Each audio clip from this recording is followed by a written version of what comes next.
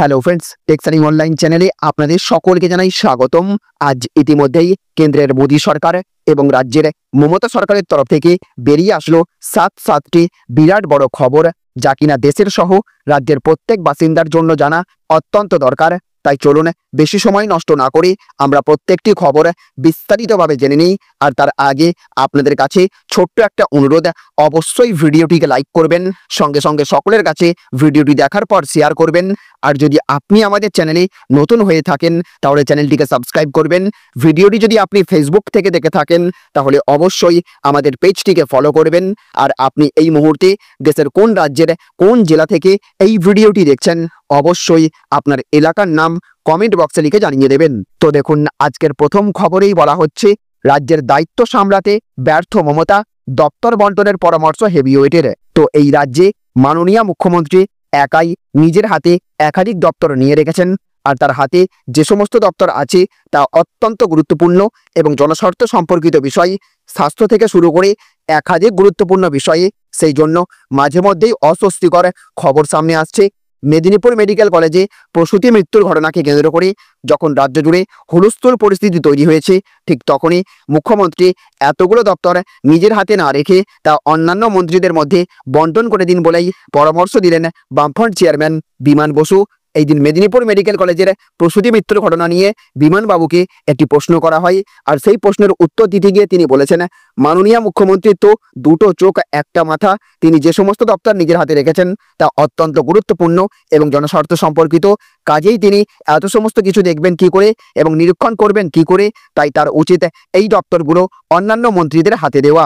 তো দেখুন, আজকের আরও একটি বড় খবর, আর কোনো রাগঢাক নয়, সরাসরি বলেই দিল বাংলাদেশ, ফাঁকা হুঙ্কারের জবাব ভারতেরও।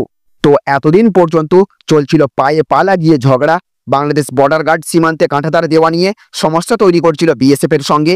মালদা, নদিয়া, মুর্শিদাবাদের একাধিক সীমান্ত এলাকায় এই ধরনের খবর সম্প্রতি সামনে এসেছে। আর এইবার একদম সরাসরি হুমকি এসেই গেল বাংলাদেশ থেকে। তাদের পরিষ্কার দাবি, সীমান্তে কাঁটাতার দেওয়া যাবে না। এই নিয়ে দুই দেশের মধ্যে ইতিমধ্যেই বৈঠক হয়েছে। বাংলাদেশে নিযুক্ত ভারতের হাই কমিশনার প্রণয় ভার্মা জানিয়েছেন, নিরাপত্তার জন্য সীমান্তে কাঁটাতারের বেড়া দেওয়ার ব্যাপারে আমাদের মধ্যে বোঝাপড়া রয়েছে। এই ব্যাপারে দুই দেশের সীমান্তরক্ষী বাহিনী বিএসএফ এবং বিজিবির মধ্যে যোগাযোগ রয়েছে। আমরা আশা করি সীমান্তীয় অপরাধ দমনের বিষয়ে সহযোগিতার মাধ্যমে সেই বোঝাপড়ার বাস্তবায়ন হবে। বাংলাদেশের স্বরাষ্ট্র উপদেষ্টা অবসরপ্রাপ্ত লেফটেন্যান্ট জেনারেল মোহাম্মদ জাহাঙ্গীর আলম চৌধুরী বৈঠক ডাকেন। বিকেলে পররাষ্ট্র সচিব মোহাম্মদ জসিমউদ্দিনের সঙ্গে আলোচনার পর প্রণয় ভার্মা সাংবাদিকদের বলেছেন, দুই দেশের সীমান্তরক্ষী বাহিনী সহযোগিতার মাধ্যমে সীমান্তীয় অপরাধ দমনের বিষয়ে কাজ করবে। তিনি বলেছেন, আমি পররাষ্ট্র সচিবের সঙ্গে আলোচনা করেছি, অপরাধমুক্ত সীমান্ত নিশ্চিতের ব্যাপারে ভারত কি চাইছে তা নিয়ে কথা বলেছে। চোরাচালান, অপরাধীদের চলাচল কিভাবে দমন করা যায় সেই বিষয়ে আলোচনা করেছি। এদিকে এই দিন বৈঠকের আগে বাংলাদেশের স্বরাষ্ট্র উপদেষ্টা অবসরপ্রাপ্ত লেফটেন্যান্ট জেনারেল মোহাম্মদ জাহাঙ্গীর আলম চৌধুরীর বক্তব্য, ভারত বাংলাদেশ সীমান্তের জিরো লাইন থেকে 150 গজের মধ্যে ভারতকে কোনো কাজ করতে দেওয়া হবে না। এর মধ্যে 3টি জেলার 5টি সীমান্তে বিএসএফকে কাজ বন্ধ করতে বাধ্য করা হয়েছে বলে তিনি জানিয়েছেন। তিনি এটাও বলেছেন, পররাষ্ট্র মন্ত্রণালয় ভারতীয় হাই কমিশনারকে তলব করে বাংলাদেশের অবস্থার সম্পর্কে অবহিত করবে। তো দেখুন, আজকের আরও একটি বড় খবর, 12 বছর বয়সী মুসলিম শিশুর বিরুদ্ধে হিন্দুদের মধ্যে দাঁড়িয়ে চিৎকার, আর একটু অপেক্ষা করো, রাম মন্দির ভেঙে হবে বাবরি মসজিদ। তো সামাজিক মাধ্যমে আজকাল বিভিন্ন ধরনের চিন্তা, অনুভূতি এবং ঘটনাগুলির আদান প্রদান হচ্ছে। এখানে প্রতিদিন কিছু না কিছু ভাইরাল হয়ে ওঠে, কখনো হাস্যরস, কখনো প্রেরণা, আবার কখনো বিতর্ক।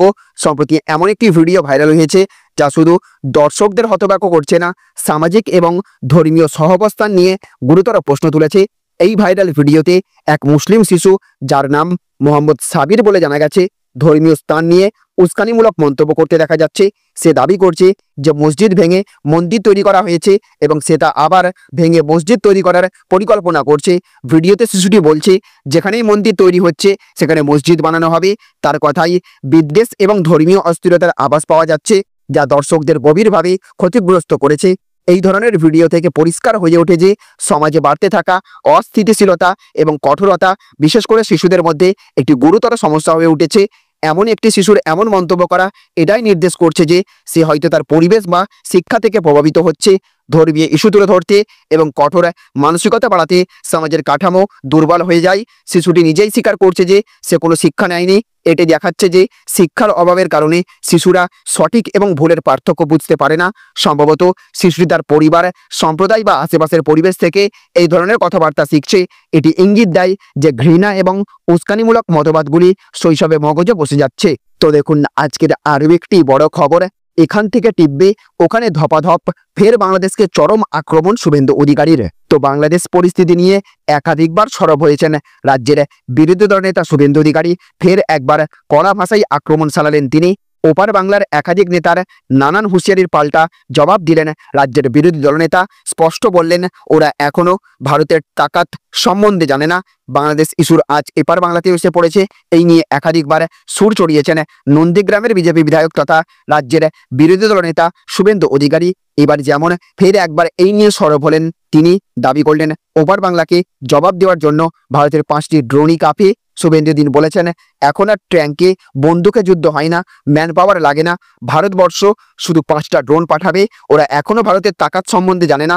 মূর্খগুলো, অশিক্ষিতগুলো এখানে ফোর্ট উইলিয়াম থেকে টিপবে আর ওখানে ধপাধপ ধপাধপ ধপাধপ হয়ে যাবে।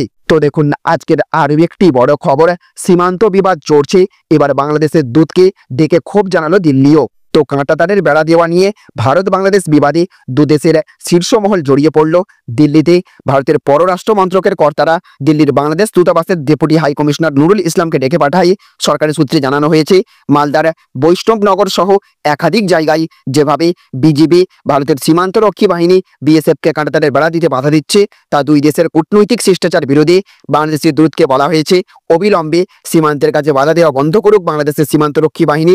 এর আগে দুপুরে সীমান্তের চলতি পরিস্থিতি নিয়ে উদ্বেগ এবং প্রতিবাদ জানায় ঢাকায় ভারতের হাই কমিশনার প্রণয় ভার্মাকে ডেকে এই বিষয়ে বাংলাদেশ সরকারের ক্ষোভের কথা জানিয়েছেন সেই দেশের পররাষ্ট্র সচিব মোহাম্মদ জসিমউদ্দিন।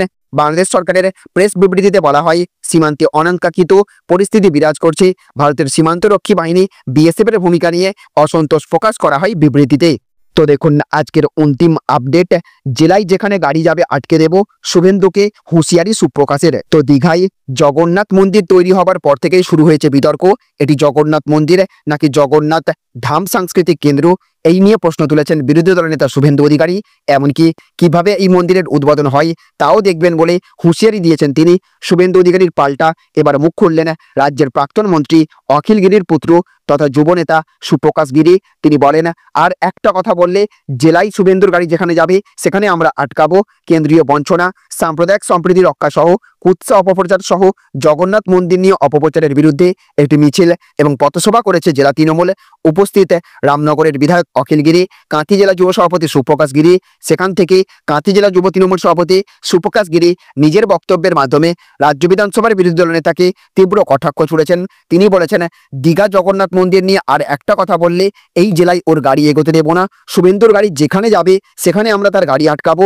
অপরদিকে এই প্রসঙ্গে TV9 বাংলাকে দেওয়া সাক্ষাৎকারে বিজেপি রাজ্য সভাপতি সুকান্ত মজুমদার বলেছেন এটা গুন্ডামি ছাড়া আর কি বলবো।